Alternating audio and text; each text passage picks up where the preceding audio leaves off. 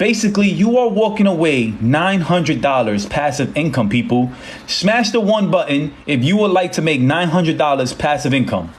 I want to see if people actually heard that. You will make $900. If you like that, you will make $900 from one property. Smash that one button. Smash that one button right now. All right. Mike, thank you for the follow, man. Victoria, thank you for the follow. Appreciate it. Much love. Section 8 is not available in all states. All right. Someone saying Section 8 is not available in all states. All right. We're talking about Section 8 in a state that it is available. So it doesn't matter if it's not available. I'm not showing you other states. I'm showing you a state where it's available. So that's pointless of saying. But anyways, if Section 8 is not available, right? Check this out, right? Because people don't have the knowledge. It's crazy. Look, right? This is 2024 fair market rent. This is for Section 8. All right. All you got to do is just scan through this and you see everywhere that it's available for Section 8. But check this out. This is not the only thing that you need to do. You do have to do your homework when it comes to things like this. You're going to look for a state that you like, right? So like with me, right? So let's say this was real and I'm looking at PA, right? So Pennsylvania, and I'm looking at my place, York County, right? Next screen. Okay. These are the numbers. All right. 1600, 1667, right? Those are the numbers. Okay.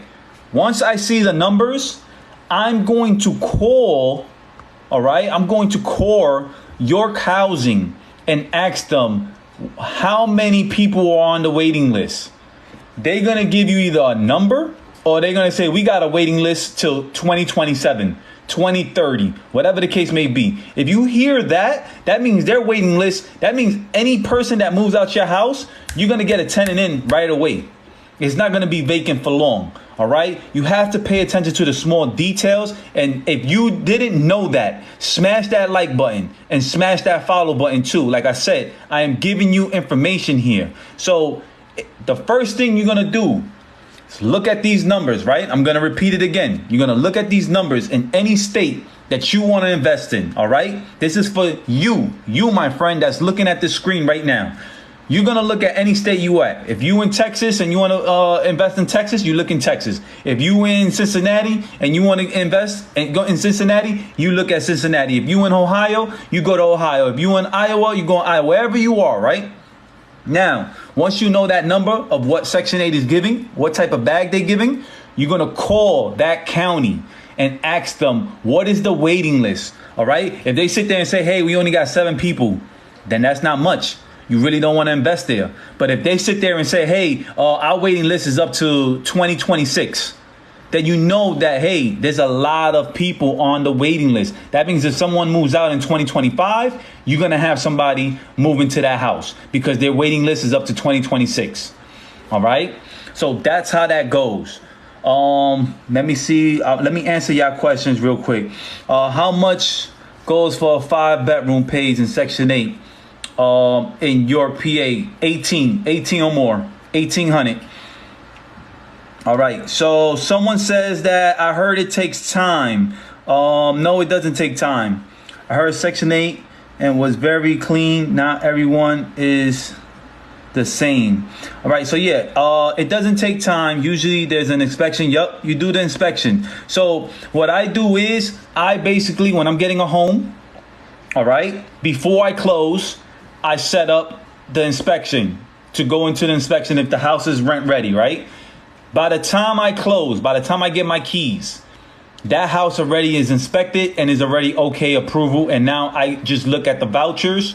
As far, like I said, I got the loophole, so I don't really go through this. I'm giving you the actual proper way of doing things in any state.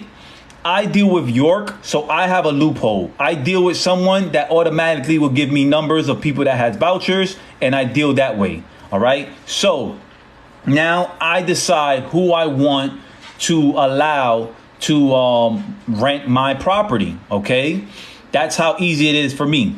Can you take side payment? Yeah, you can. As far as it's slick, it's tricky. So let's say, I don't do that. All right, I'm gonna tell you right now. Chris says, can you take side payments for garage, loan care, and etc. Right? So he basically, I'm sure, heard from somebody's else's thing, whatever, how to be slick with Section 8. I don't do that. Why? Because I'm taking away from my tenants' money. All right. And obviously, if they're on Section 8, they don't have it like that. If I am getting $1,600, okay, for rent, and I'm able to pay my mortgage, and I'm able to have passive income, I am not worried about trying to get more money out of my tenant. All right. I'm going to tell you straight up. But yes, you can do things so that way you don't get in trouble with Section 8. You can do things as far as write off lawn, like you charging them to do the lawn, you charging them to, take out the garbage and all that stuff. Yes, you can. Thank y'all all for the follow. So when Section 8 pays these vouchers, do most rent money include utilities? No. Rent is just rent. So you're getting $1,600 for rent. Now, all the utilities, you have to make sure that your tenant puts it under their name. The light, the trash, the the water bill, all that stuff they put under their name. Let me see anybody else. I don't want to miss anybody's question. What does it mean?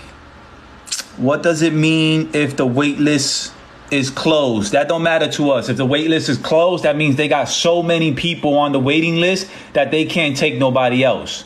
But that doesn't mean anything for us as far as landlords. That means something that's a situation as far as you looking for a voucher for Section 8. So that's how that goes. How long does it take to take a tenant in? It don't take long. Like I said, they'll show you. They'll start hitting you up and letting you know that this person got a voucher. Like if a person has a voucher, they will see your ad. You could post your ad, your property on the list of affordable housing.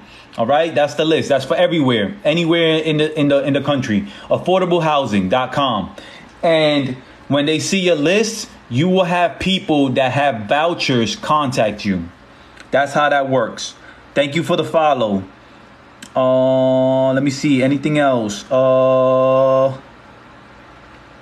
I'm trying to read all your comments.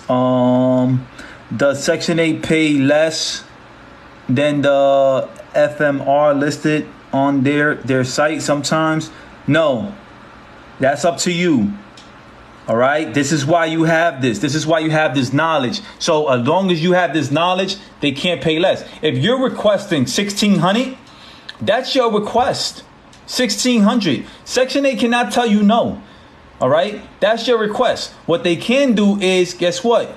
They could say, hey, our max is $1,595. Right. And that's your decision if you want to take it or leave it. I'm still going to take it if they say $1,595, right? But most of the time, if you say $1,600, they're going to give you $1,600, all right? Now, if the person is working, right, then it's like a 20-80 split. So they will be responsible for, let's say, $200, $300, and then Section 8 will pay the remainder. So you always guarantee to have a check by Section 8. That's why I love it. I'm looking for my next property in York now. So you recommend a 5-bedroom or 4-bedroom? Whatever you able to get. Thank you, Derek, for the follow. Who chooses what tenant goes into the Section 8 housing? You or the government? You. You choose who you want in your house. How I apply for older benefits? I don't know what that means.